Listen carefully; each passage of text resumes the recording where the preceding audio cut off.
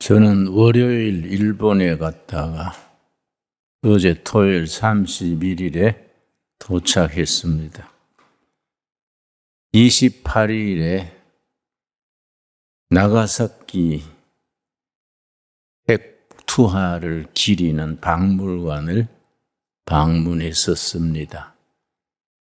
그 당시의 사진, 그 당시의 피해 사항들을 낱낱이 박물관에 전시했는데 정말 비극 중에 비극이었습니다.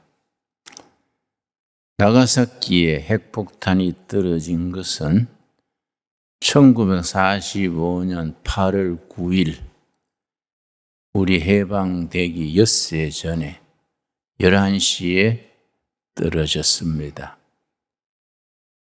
당시에 현장에서 죽은 사람이 7만 명, 그 뒤에 수십만 명이 이어서 죽고 병들고 정말로 나가사키시 전체가 잿더미가 됐었습니다.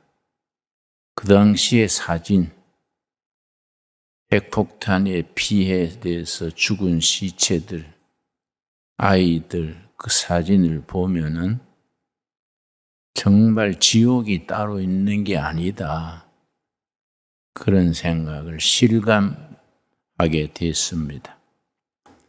문제는 북한의 핵이 그때 히로시마, 나가사키에 떨어진 핵폭탄보다가 100배 더 무서운 파괴력을 가진 핵폭탄이라는 데 문제가 있습니다.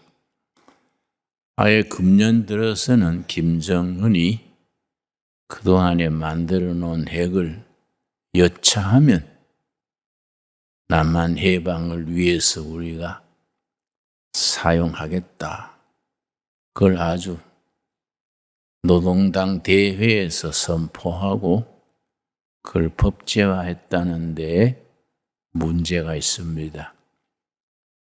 그런 점에 대해서 우리는 북한의 핵을 이마에 이고 사는 셈입니다. 오늘 본문 말씀 예레미야서 29장 11절 말씀 보면은 우리가 앞으로 우리나라의 재앙이냐 평화냐 절망이냐 희망이냐 거기에 대한 하나님의 약속의 말씀이 있습니다.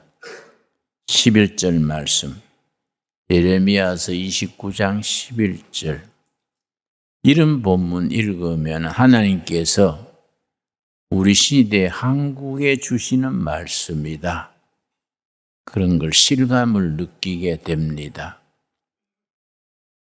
예레미야 29장 11절의 하나님의 말씀이 오늘 우리 땅에 우리들에게 그대로 이루어지는 말씀이 되어지기를 바랍니다.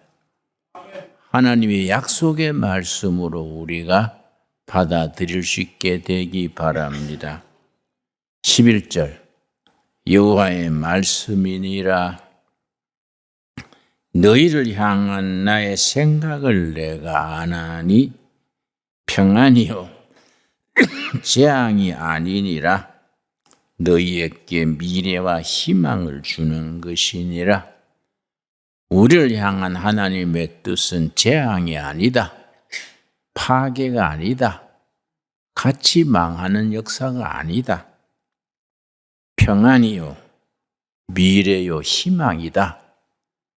하나님께서 오늘 우리들에게 우리 한반도의 역사에 미래를 주시고 희망을 주시는 살아계신 말씀으로 받을 수 있게 되기 바랍니다. 6.25 전쟁이 시작된 것은 1950년 6월 25일 새벽 4시에 시작을 해서 1953년 7월 27일 낮 12시를 기해서 휴전으로 끝이 났습니다. 휴전으로 끝난 뒤에 그 다음에 김일성이 생각하기를 소련 스탈린이 다 뒷받침해 준다 해서 남침 전쟁을 시작했는데 미국이 참전하고 소련이 불리해지니까 소련이 발뺌하고 아무런 도움도 주지 않는 것에 대해서 열을 받은 거지요. 우리 북한 공산당 노동당 정권을 지키려면은 핵무기가 있어야겠구나. 그 6.25 전쟁 끝나는 53년 그 다음 해 1954년에 벌써 북한 대학생들 중에 수재들을 10명을 뽑아서 모스크바에 핵 연구하는 유학생으로 보냈습니다. 우리 대한민국에서는 그 2년 뒤 1956년 이승만 박사가 핵 연구소를 세웠습니다. 미국의 벡텔사라는 큰 회사의 회장이 이승만 박사를 만나서 한국같이 지하자원이 없는 작은 국가는 전기를 해결하려면은 핵발전소가 필요합니다. 벡텔사 회장의 권고를 이승만 박사가 받아들여서 1956년에 핵연구소를 세우고 장학생들을 뽑아서 미국에 유학을 보냈습니다. 이렇게 유학으로 간 사람들 중에 그 유명한 전근모 박사 같은 분은 진실한 크리스찬 장로님이신데 세계 핵물리학회 부회장에까지 오른 세계적인 석학이 그때 유학생으로 갔었지요. 그런데 북한은 처음부터 핵무기를 만드는 쪽으로 나가고 대한민국은 처음부터 평화로 이용하는 핵을 평화적 이용으로 연구를 발전시켰습니다. 그 결과 지금 남한은 우리 대한민국은 핵 기술에 대해 세계적인 첨단을 달려서 핵발전소 세계적인 1, 2위를 다투는 자리에 올랐습니다마는 북한은 핵무기를 계속 만들어서 우리 민족 전체의 생존에 위협을 하는 단계까지 갔습니다.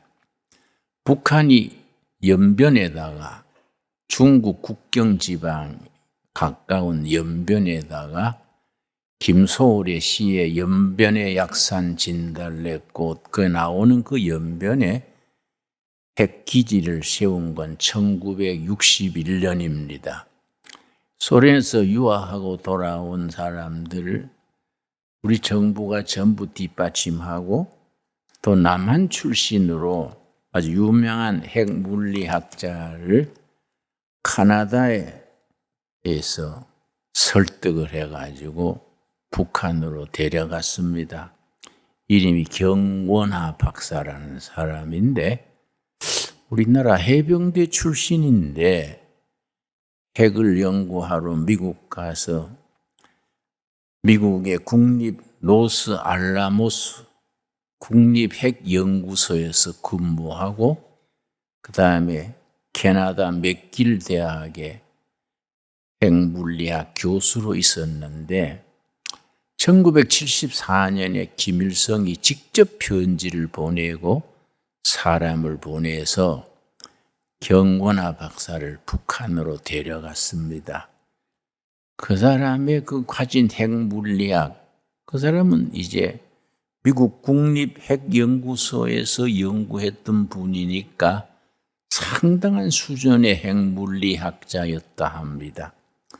그 사람들을 북한으로 데려가서 핵무기 만드는 데에 큰 기여를 했다 그럽니다. 그 연변 핵 그 단지가 위협이 되니까 클린턴 정부 때 1993년입니다. 1993년 5월 17일에 미국 클린턴 대통령이 이걸 키워놓으면 문제가 되겠으니까 폭격기를 발진해서 연변 핵단지를 폭격하려고 비행기를 출발을 시켰습니다. 미국 폭격기가 이제 연변으로 출발을 시킨 뒤에 한국에 전화를 했습니다. 우리 그때 대통령이 김영삼 대통령입니다. 밤중에 클린턴 대통령으로부터 전화를 받고 아무래도 그냥 두면 안 되겠으니 연변 핵기지를 우리가 폭격하러 비행기를 출발시켰습니다. 한국에서도 그래 알고 대비해 주세요. 그러니까 그때 김영삼 대통령이 너무 잘못했어요. 죽기 전에 그걸 후회하는 말을 했습니다. 그때 내가 그러지 말았어야 하는데 김영삼 대통령이 전화에 대고 클린턴한테 노발대발해서 왜 그렇게 무책임한 짓을 하느냐. 그러니까 전쟁이 나면 우리 남한이 어떻게 되느냐 하고 고래고래 소리를 지르려고 해서 할 수 없이 클린턴이 비행기가 알래스카까지 갔는데 명령을 해서 되돌아가게 했습니다. 이 1993년 5월 17일입니다. 돌이켜보면 참 그게 굉장히 잘못된 선택이지요. 본인도 죽기 전에 그걸 후회를 하는 얘기를 했다 합니다. 그때 클린턴 생각대로 알래스카까지 갔던 폭격기를 연변을 그때 아예 완전히 무너뜨렸어야 하는데 그래서 이 문민정부 지도자들이 그런 점에서 그 전체를 보고 멀리 보는 안목이 없기 때문에 민주화 운동한다 합시고 그렇게들 했는데 대통령까지 됐는데 보는 안목이 짧았지요. 그 다음 대통령이 김대중 대통령인데 김대중 대통령은 남북이 잘해보자. 서로 싸우지 말고 서로 평화를 하자. 그러니까 좋은 의미로 북한에다가 5억 달러, 큰 돈이지요. 5억 달러를 지원하고 평화회담을 하고 했는데 김대중 등 대통령이야 문 나쁜 마음이 있었겠습니까? 남북이 서로 대화해서 좋은 관계 만들자고 그래 엄청난 돈을 지원했겠지요. 근데 북한이 그걸 이용한 거지요. 그 5억 달러를 가지고 소련에다가 투자해서 핵 만드는 장비, 기술자들, 핵과학자들을 대거 초청해가지고 최고로 대우를 잘해주고 핵무기를 만드는 데 모두 활용을 했지요. 그걸 누가 조사했느냐 하면은 미국 CIA가 그 5억 달러가 어디로 옮겨갔느냐 그걸 전부 조사했는 보고서가 있습니다. 그 5억 달러가 러시아로 가서 러시아의 핵과학자, 핵폭탄 만드는 여러 장비들을 가져왔다. 그런 게 이제 연구가 된 거이지요. 그렇게 해서 기회를 놓친 겁니다. 기회를 놓쳐가지고 지금은 아예 김정은이가 그걸 가지고 공갈을 치지요. 응? 그러니까 우리가 이게 이제 참 민족적인 문제고 우리의 미래를 결정할 수 있는 큰 문제가 된 겁니다. 그러니까 내가 나가사키의 핵박물관 1945년 8월 9일 그 핵폭탄이 떨어져 가지고 현장의 그 끔찍한 현장을 보고 우리가 기도가 안 나올 수가 없지요. 응? 다시 말씀드려서 그때 나가사키에 떨어진 핵폭탄보다가 북한이 지금 만들어 놓고 있는 핵무기는 100배 위력이 있는 거니까 그걸 사용하게 되는 날이면 우리는 절단 나는 거지요. 이럴 때 우리가 정말 나라 위에서, 이 땅의 진정한 평화 위에서 북한의 핵무기 재앙의 시대가 오느냐, 남한에 정말로 우리가 평화, 희망의 시대가 오느냐, 그걸 우리가 정말 기도해야 될 때입니다. 이런 문제는 여당, 야당, 국민의 이 편, 저 편이 없지요. 우리 전부의 사활의 문제고, 잘못되면 북한의 핵이 재앙으로 임하면은 한반도가 절단 나는 거니까 여기는 편이 없지요. 전 국민이 힘을 합쳐서 이걸 대처를 해야 됩니다. 나는 예레미야서 29장 11절 읽을 때마다 하나님이 우리에게 주시는 약속의 말씀으로 받습니다. 29장 11절 다시 읽겠습니다. 여호와의 말씀이니라.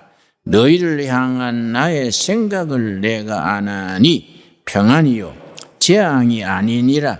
너희에게 미래와 희망을 주는 것이니라. 아멘 하시지요? 하나님은 이 땅에 재앙을 주시려는 것이 아니다. 평화를 주시려는 것이다. 그러고 너희 나라, 너희 백성들에게 미래를 주고 희망을 주는 것이 하나님의 뜻이다. 절대 재앙과 파괴, 절망을 주는 것이 하나님의 뜻이 아니다. 이걸 위해서 우리가 해야 될 일이 12절입니다. 첫째로 우리가 해야 될 일을 예레미야서 29장 12절에서 분명히 일러줍니다. 12절 우리 한번 같이 읽겠습니다.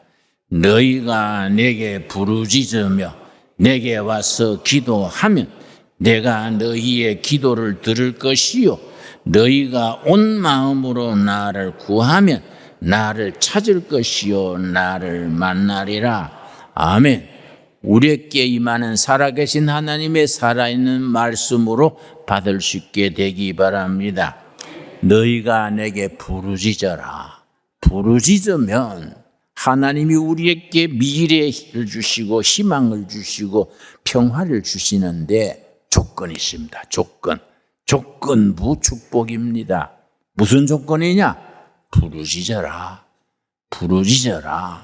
너희가 내게 부르짖으면 내가 그 기도를 듣고 와서 너희 기도를 듣고 나를 찾으면 만나서 너희에게 희망을 주고 미래를 주고 평화를 주겠다.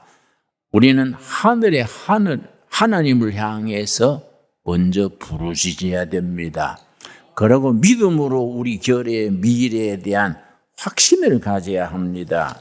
우리 지나간 역사에 우리가 문민정부가 들어와서 민주화된 것은 엄청 축복이고 공로인데 우리 지도자들이 이런 북한 문제, 핵 문제에 대해서 오판을 한 거이지요. 그러니까 생각할수록 참 그게 너무나 아까운 거지요. 1993년 5월 17일 그 클린턴이 폭격기를 보냈는데 그때 YS가 잠이 안 깼다든지 좀 가만히 있었으면 좋을 텐데 나라가 안 되려면은 또 그때 깨가지고 길길이 뛰면서 말려서 알래스카까지 왔던 비행기가 되돌아갔으니 그때 연변 핵기지를 완전히 잿더미를 만들었어야 되지요. 너무나 안타까운 일이지요. 지나간 역사니까 그건 또 숨지기 전에 후회했다고 되는 게 아니고 그래서 대통령이 되려면 적어도 기본 두뇌는 있어야 돼요. 둔한 사람들이 대통령 되면 나라에 재앙이 오는 거지요. 정신이 삐뚤어져 있거나 지능이 떨어지거나 국제 정세를 알지 못하는 사람들이 나라의 지도자가 되면은 우왕거리지요, 여러분. 우리 나라가 정말 희망이냐 재앙이냐 우리 갈림길에 있습니다. 이게 재앙이 되지 아니하고 미래의 약속 희망으로 있으려면은 우리는 크리스찬으로서 역사를 주장하시는 분은 김정은이 택도 아니고 시진핑도 아니고 푸틴도 아니고 하나님이 역사를 주장하신다. 그 섭리사관입니다. 섭리. 하나님의 섭리가 이 나라 이 백성들을 긍휼히 보셔서 예레미야 29장 11절에 약속하신 말씀대로 미래를 주시고 희망을 주시고 평화를 주실 줄로 믿습니다. 여러분, 그래서 그런 북한의 재앙 행복이 아니면 우리가 세계적으로 아주 참 국운 상승기입니다. 우리가 지금 뜨는 나라입니다.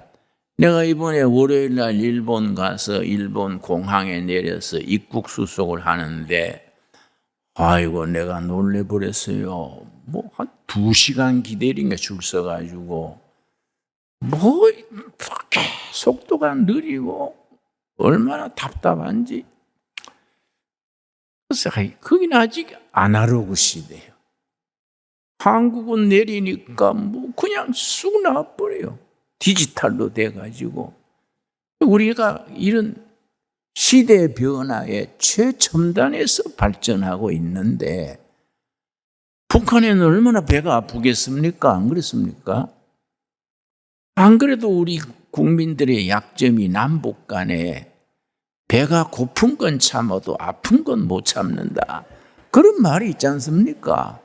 남한이 밥 먹고 살고 세계에 나가니까 북한이 얼마나 배가 아프겠습니까? 응?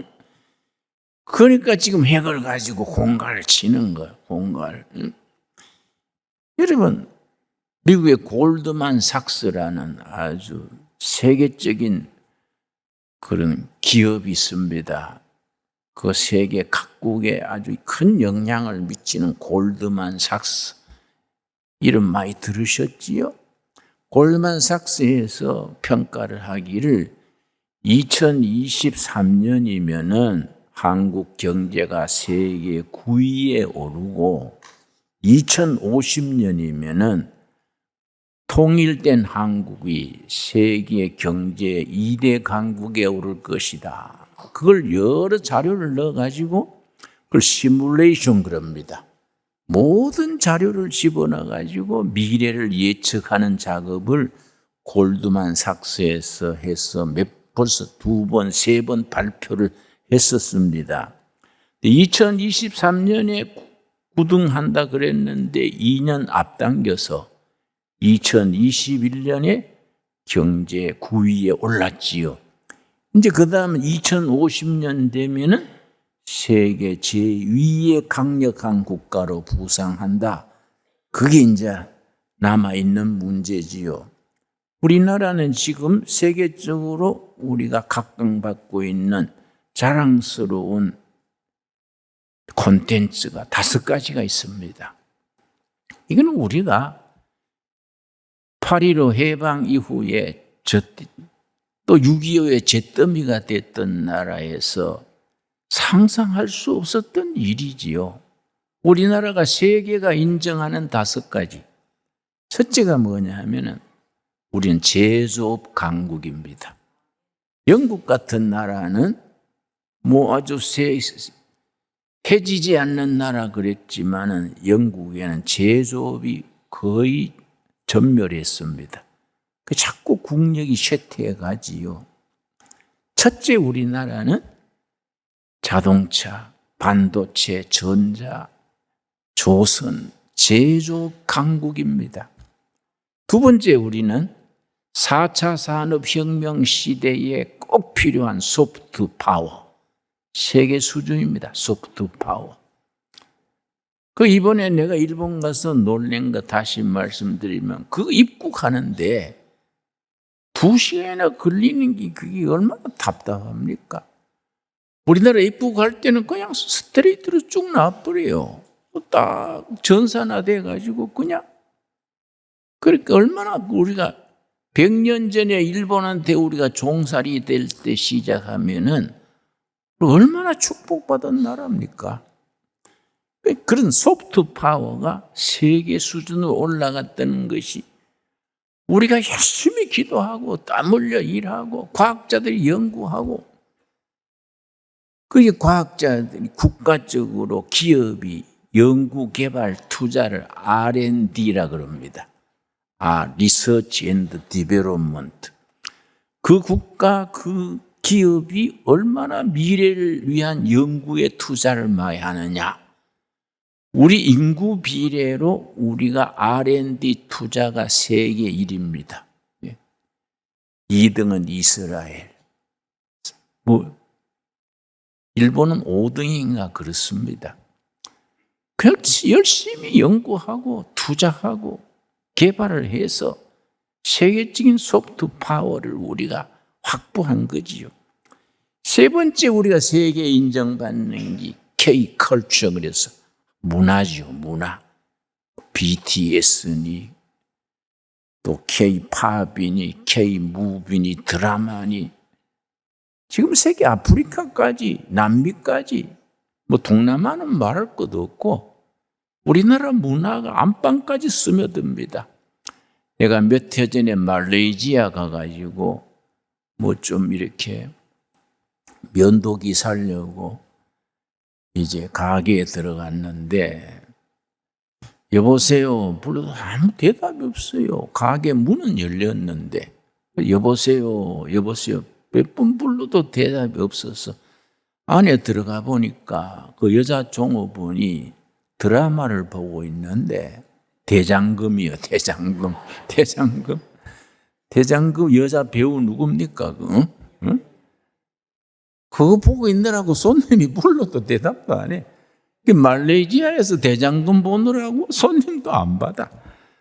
그게 아프리카로 남미로 세계에 파고 들어가는 거지요.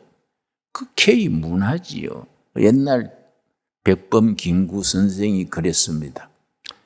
내가 바라는 대한민국은 어떤 나라가 돼야 되느냐.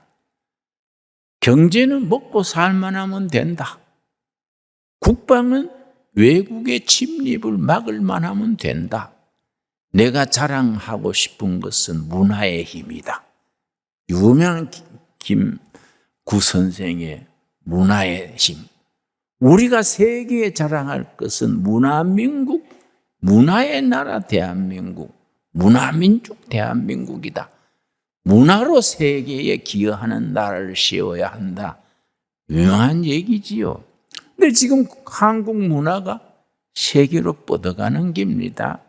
여러분, 우리 특별히 한글이 아주 참 세종대왕 할아버지가 기막히게 발명을 해서 전 세계 언어 대회 유엔에 산 게 있습니다. 각 나라의 언어를 이걸 가지고 이제 언어 올림픽 대회 1등한 나라가 어느 언어인지 아십니까? 한글입니다. 한글. 가장 배우기 쉽고 온갖 소리 다 내고. 일본은요, 맥도날드가 맥도나르도 일본어입니다. 중국어는요, 맥도날드가 뭐라 그럽니까? 맥킨전가. 그러니까 발음도 이상하게 폐가 돌아가질 않아요. 우리는 맥도날드 그대로 맥도날드. 우리 한글의 그 언어 능력이 뛰어납니다. 그래서 지금 해외의 한글을 가르치는 센터를 이제 세종센터를 하는데 82나라에 400 몇십 군데가 있습니다. 한글 배우는 센터가. 이만큼 우리가 지금 세계적으로 문화가 스며드는 거지요. 자, 우리가 열심히 그동안 일하고 또 교회는 기도하고 엎치락 뒤치락 얼마나 말 많고 탈 많았습니까? 내가 해외에 나갔더니 동포들이 그래요. 텔레비 뉴스를 보고 신문 보면은 우리 조국이 곧 망할 것 같은데 가보면은 잘 산다 이게. 그 왜 그렇지요? 그래서 내가 애국가를 잘 써 그렇지요. 애국가를. 애국가 부를 때마다 하나님이 보호하사 우리나라 만세 하니까 하나님도 의리가 있지. 이거 봐. 애국가대로. 애국가 부를 때는 무당 또 스님 또 하나님이 보호하사 우리나라 만세 하니까 애국가가 좋아서 그런 겁니다. 말이 되지 않습니까, 여러분? 우리가 정말 이 나라는 하나님이 보호하사 예레미야 29장 본문처럼 재앙이 아니다. 멸망이 아니다. 응? 미래의 희망이고 평화다. 이 말씀 그대로 이루어지게 될 줄 믿습니다. 그걸 위해서 우리가 해야 될 일 첫째 뭐라 그랬습니까? 부르짖어라. 부르짖어라. 부르짖으면 내가 응답하겠다. 우리가 세계에 인정받는 네 번째가 민주주의입니다. 민주주의. 우리가 안에서는 민주주의 엉망진창인 끝에도 아시아에서 정권이 제때 바뀌고 왔다 갔다 하는 나라는 대한민국밖에 없습니다. 옛날 라이샤워 하버드 대학 교수가 일본 대사로 왔었는데요. 라이샤워 박사가 일본 대사로 있으면서 뭐라 했냐면은 내가 아시아를 보건대 아시아에서 민주주의 제대로 할 나라는 코리아밖에 없다. 일본은 거기 위계 질서가 분명해가지고 할아버지가 국회의원, 아들이 국회의원, 손자 대대로 물러가는 민주주의 사고방식이 아니다. 한국은 뒤집어 쌌지만은 민주주의다. 손바닥 뒤집듯이 정권이 왔다 갔다 하는데 그래도 민주주의가 발전한다. 전 세계가 아시아에서 민주주의 제대로 할 나라는 코리아다. 인정받습니다. 인정. 그런데 여러분, 민주주의가 어디서 나온지 아십니까? 성경에서 민주주의 나온 겁니다. 여러분, 우리 교회에서 장로 선거하고 안수집사장 뽑고 권사 뽑는 게 그게 민주주의의 시작이지요. 근데 지난번에 교회 목회할 때 장로 떨어지니까 막 그 다음 주부터 안 나온 사람이 있어서 그 장로 떨어진 것도 축복입니다. 장로 되면 교인과 목사 사이에 골병 듭니다. 응? 축복인 줄 알고 나오세요. 그랬습니다, 여러분. 이 교회가 민주주의가 되는 거예요. 그래서 미국이 처음 시작할 때 보안관 뽑고 주지사 뽑을 때 세례 교인들만 투표권이 있었습니다. 세례 교인들이 투표해가지고 보안관 뽑고 주지사 뽑고 그게 민주주의의 시작이지요. 그러니까 우리 한국 교회와 민주주의는 뗄 수 없는 관계지요. 다섯 번째 우리 한국이 세계에 인정받는 게 뭐인지 아십니까? 한국의 프로테스탄트 처치, 개신교입니다. 개신교. 한국은 개신교가 모든 종교의 중심에 있기 때문에 한국은 미래가 밝다. 세계적인 석학들이 인정하는 말입니다. 왜냐? 우리는 성경의 하나님을 분명히 믿고 예수님이 이 나라의 진짜 대통령이시다. 역사를 주장하시는 분이시다. 이 나라의 대통령이신 예수님께서 통일 한국 시대를 이루어 주시고 통일 한국 시대에 세계 선교하는 나라를 만들기 위해서 이 나라를 축복하실 줄 믿습니다. 여러분, 그러니까 김정은이 핵무기는 그거는 애들이 성냥불 가지고 장난하다가 제풀에 타 죽는다는 거예요. 그래서 우리가 너무 거기에 매여가지고 기죽을 필요가 없습니다. 하나님이 보호하사 우리나라 만세 믿읍시다. 그대로 믿고 부르짖어 기도합시다, 여러분. 기도해서 우리가 승리한 이 역사를 하나님이 주장하셔서 이 한반도가 통일된 뒤에 아까 이제 골드만 삭스에서 예측했듯이 그걸 여러 자료를 넣어가지고 그걸 시뮬레이션을 해가지고 나온 결론이 2050년경에 한국은 세계 위의 강력한 국가가 된다. 그때 되면 연변 그게 만주 땅은 한국으로 들어온다. 그렇게 아주 공적으로 보도가 되어 있습니다. 여러분, 우리 다 함께 스가랴서 찾겠습니다. 스가랴서 3장. 스가랴서 3장. 그게 말은 좋은데 그 실지 될까? 그런 의문을 품을 수 있지요. 스가랴 12장.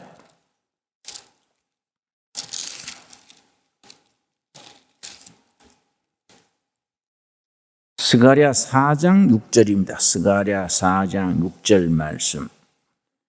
구약 성경 1316페이지. 스가랴가 좀 찾기가 까다롭지요. 근데 찾는 시간을 많이 드립니다. 1316페이지. 스가랴 찾는데 창세기부터 시작하면 뭐 예배 마친 뒤에 나오지요. 예, 1316페이지 4장 16절 꼭 찾아야 될 구절입니다. 다음 주일 올 때까지 이 말씀을 다 암송해서 오기 바랍니다. 예. 왜 아멘이 없습니까? 예.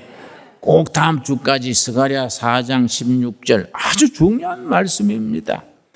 6절 스가랴 4장 6절 그가 내게 대답하여 이르시되 여호와께서 스룹바벨에게 하신 말씀이 이러하니라.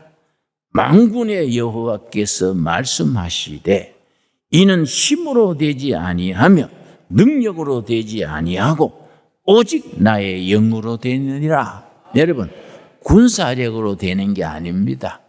경제적으로 되는 게 아닙니다. 여호와의 능력으로, 성령의 권능으로 이루어질 줄로 믿습니다. 여러분, 미국은 국방력을 사랑하지요. 국방력이 1,000조 달러입니다. 1,000조. 일본은 기술을 자랑하지요. 중국은 인구 숫자를 자랑합니다. 우리는 뭘 자랑해야 되겠습니까? 여호와의 능력, 기도의 힘, 내게 부르짖으라 응답하겠다. 여호와의 능력을 자랑하는 우리 한국교회, 한국나라가 될 수 있게 되기 바랍니다. 그래서 스가랴서 4장 6절 함께 우리가 읽겠습니다. 그가 내게 대답하여 이르되 여호와께서 스룹바벨에게 하신 말씀이 이러하니라. 만군의 여호와께서 말씀하시되 이는 힘으로 되지 아니하며 능력으로 되지 아니하고 오직 나의 영으로 되느니라. 예, 아멘 하시지요? 예, 기도하겠습니다. 하나님 감사합니다. 우리가 국방력이 아니고 경제력이 아니고 영적 권세로 이 나라가 통일을 이루고 북한의 핵은 다 김정은의 장난감이 되고 이 나라가 대한민국 헌법으로 통일이 되어서 온 세계에 복음 전하는 선진 한국으로 우뚝 솟는 한국으로 나아가게 될 줄로 믿습니다. 예레미야서 29장 11절 말씀. 내가 너희에게 약속하는 것은 재앙이 아니다. 평화다. 내가 너희에게 주는 것은 미래와 희망이다. 부르짖고 부르짖어라. 내가 응답하겠다. 아멘. 살아계신 하나님의 약속의 말씀으로 믿습니다. 너희 믿음대로 될지어다. 우리 믿습니다.